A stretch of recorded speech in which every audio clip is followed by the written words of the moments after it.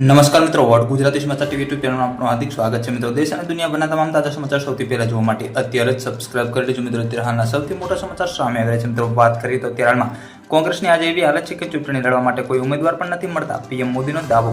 મળતી માહિતી મુજબ આપણે જણાવી કે અત્યારે હાલમાં મહારાષ્ટ્રના નાંદેડમાં વડાપ્રધાન મોદીએ કોંગ્રેસ પર જોરદાર પ્રહાર કરતા જણાવ્યું છે કે સહજાનંદને હવે વાયડને પણ લાગી રહ્યો છે ડર. શહજાદા હવે વાયડના છોડીને બીજી સેફ સીટ ગોતી રહ્યા છે. મળતી માહિતી મુજબ આપણે જણાવી કે વડાપ્રધાન નરેન્દ્રભાઈ મોદી રેલીને સંબોધતા જણાવ્યું હતું કે કોંગ્રેસના વલણના કારણે જ અહીંના ખેડૂતો ગરીબ થયા હતા અને ઉદ્યોગો સાથે જોડાયેલી સંભાવનાને ખત્મ થઈ ગઈ.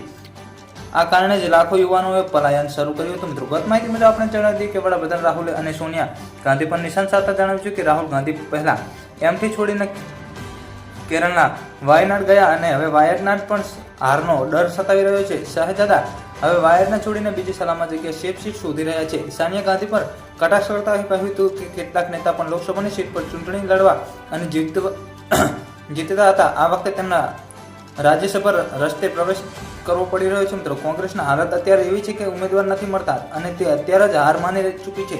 મિત્રો, પલ પલની માહિતી વિડીયો મળતી રહેશે. વિડીયો ગમે તો લાઈક શેર અને સબસ્ક્રાઇબ કરવાનું ભૂલતા નહીં.